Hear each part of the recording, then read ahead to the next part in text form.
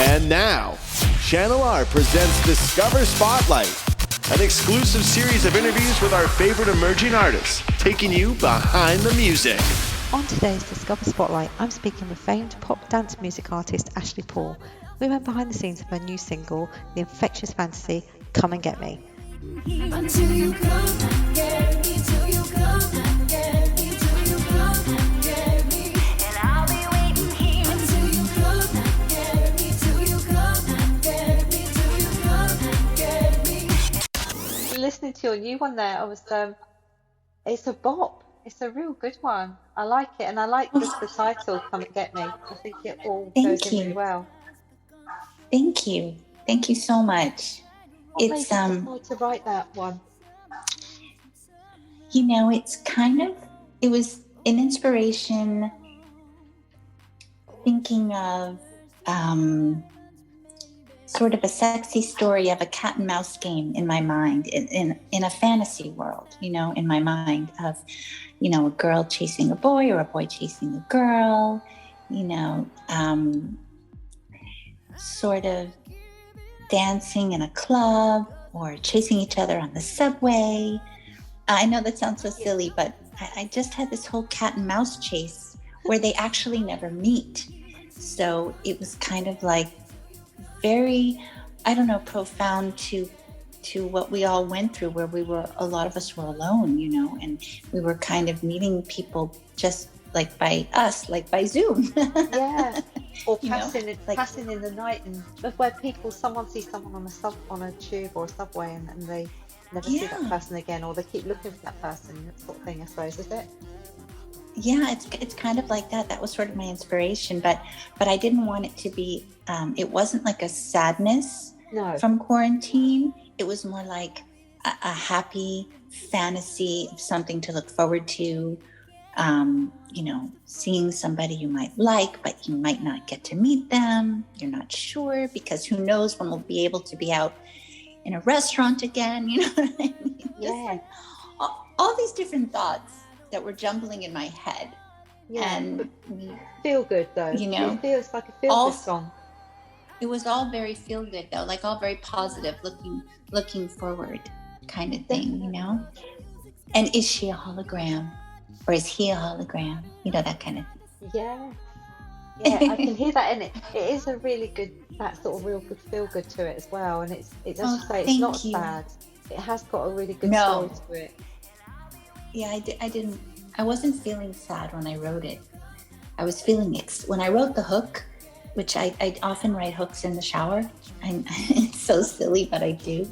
It just kind of, because I sing in the shower, I vocalize in the shower a lot. So it just sort of came out of me, and Come and Get Me. And the notes came out of me too, you know, like, let's go, let's move. Who am I going to meet next, you know, when I get out of the house? Yes. When can we eventually meet somebody new? Right. These are all the thoughts that went through my mind when I was writing this song. And I had some amazing people. I wrote with Gemini, who writes with Post Malone and Justin Bieber. He helped me with the dance track, and he's brilliant. He put that dance track down, incredible. And at first, before we added, I had a lot of brass sounds in my head for the music. And before we put that down, the song started to sound like almost like a 007 theme song, you know? Right, and that intrigue. And that was originally where it was going. And I mean, not to a movie like that, but just, you know, in my mind. And then we added, we started working with Jackie's Boy, who worked with Madonna and Flo Rida, and he brought in some incredible melodies for the verses. And when we put all the story together, it just was like magic, you know. Yeah. You know, three heads are better than one. But I love it. Yeah, definitely. It could be a film song. Yeah, why not? It's good because, as you say, it is always three. The more people you've got together, sometimes you all bring in that little thing, don't you? That little extra bit. Yes, you bring in your magic. Yeah. You know, and it's more fun to work with other people, I find, than work alone. I work alone in my head. Being in your mind is not a good place all the time. And because you were in the 80s, you brought out your When Boys Don't Cry, wasn't it? Yes, When Boys Cry was out in the 80s. Yeah, Boys Cry, it was on Billboard. Number, I think it was 34, 37 on Billboard charts. Yeah, that was a lot of fun too. Take a lot of time. Have you taken a lot of time out? What's made you decide to come back now? Well, it's interesting because after Boys Cry, I had a couple other songs out that were sort of out in the clubs called Color Me Yours and This Kind of Love and Weaving In and Out of My Life. That I also did with Joel Diamond. And then I started, actually, it was after that I started to write for the first time. So I had actually been a pianist when I was a very little girl before I got into musical theater and disco. Oh, you know what? I don't know if you know this, I had a Christmas song on the when I was 13 in the country area. Yeah, it was called Santa Claus, Dear Santa Claus. Oh. So in the States, yeah. So anyway, so I'm sorry, I'm doing so many sidebars. I'm so excited to talk to you. You go. My mind. I love it. Okay.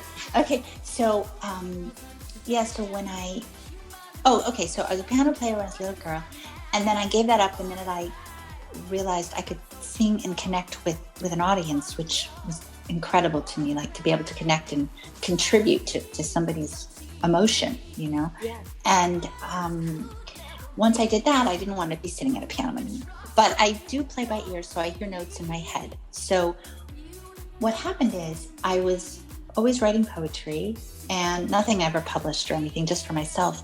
But I decided I really wanted to put the two together, you know, take my poetry and add some of the notes in my head and be, you know, a songwriter, or try to be, you know. And that's when I started writing. So I started writing, and it took me a while before I was comfortable having people hear what I was writing. Yeah. And so then I started to do gigs in New York, because I was living in New York City for many, many years at different venues down in Alphabet City and Spanish Harlem, where I would try out my material. And it was just a labor of love. And then I did that for a while. I did cabarets in New York. I was at Carlisle for a little while. I would do my original stuff and then also do holiday music. And then I guess during the pandemic, I just decided I wanted to get back to my roots of freestyle disco music, you know? So I'm like, so the songs I've been writing, like about 5 or 6, 7 years ago, they're kind of sad, you know. I want to write things that are a little happier. So right, yeah, you know, Come and Get Me is part of that collection of songs that are just sort of dance, pop, feel good kind of tunes. Yeah. So, and I just started writing. Thank you. I just started writing a new one with this producer Gemini. It's sort of a nod to Pet Shop Boys. Oh. And yeah, and it's about somebody coming out, but it's sort of in a happy way, the happier side. Yeah. And I mean, there's a lot of deep undertones, but it's not in your face, deep. No. It's peppy and boppy. And that's good. That could give some young ones some inspiration and help some young ones that comes out to hear things like that. Yeah, that kind of a song. And just we were working on it. Somehow I love the Pet Shop Boys, but I didn't start out by intending to have it be that way. But then it just, as it evolved, you know, when a song sometimes in the beginning evolves, you just never know where it's going to go. Which is so amazing and freeing about writing your own music is you just don't know where it's going to go, and you're in control with other people, and you make the good decisions. And I don't know, it's a very what's the word, fulfilling part of the process, you know, in addition to performance. So you've got a real enthusiasm for music. I can hear it. Oh, thank you. Yeah, it's my life. So is there anything else other than that later on in the year? If you've got anything else booked out or ready to go, festivals or any other gigs? Well, yeah, we're hoping to do some Pride festivals. Oh, right. Over this. over the summer, and as soon as those start in the UK. So I just don't know. I just don't have all the dates yet, but that's the plan. So I'm really excited about that. Yeah. So that would be and like some more gigs. The London ones and the Manchester ones, things like that. Is it Pride wise? Oh, yeah, great. Yeah. The ones in Manchester. I'm really excited about that. And then some more track dates in over the summer in the UK in different areas. Oh, I should. And also a couple. Oh, thank you. And also, I come over. I'd love to come have a coffee with you. Yes. Go get a coffee. Or tea. Or tea. Oh, tea. Or if you drink tea, I don't know. If you're a tea drinker or a coffee. You do drink fruit tea? Oh, is that good? Yeah, I like fruit tea. Have you never had fruit tea? Yeah, I'm one of these. I drink all fruit teas, all different flavors. Oh, that sounds good. Yeah.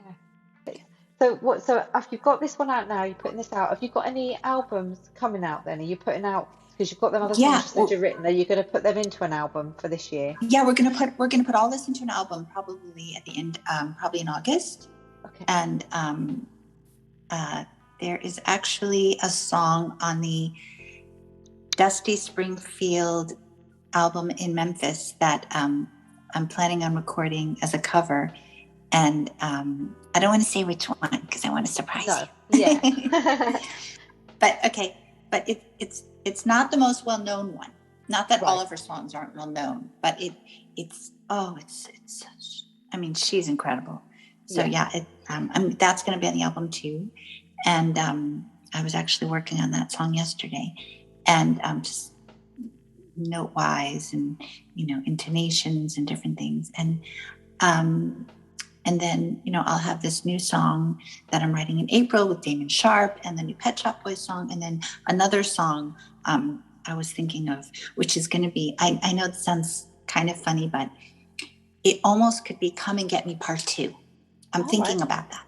Oh, intriguing. kind of like a film, but it's part 2 of the song. The song continues, but it's going to be different, but the story is going to be continued. If that makes any sense. Yes. So I have this whole story about this fantasy life of this story in my head. So I want to keep it going. Keep writing about that. Yeah. So sounds intriguing. I look forward to hearing that. Stay tuned. I'm really looking forward to listening to all these different new songs that you're bringing out and new tracks you're bringing out. It's interesting to look forward to all that.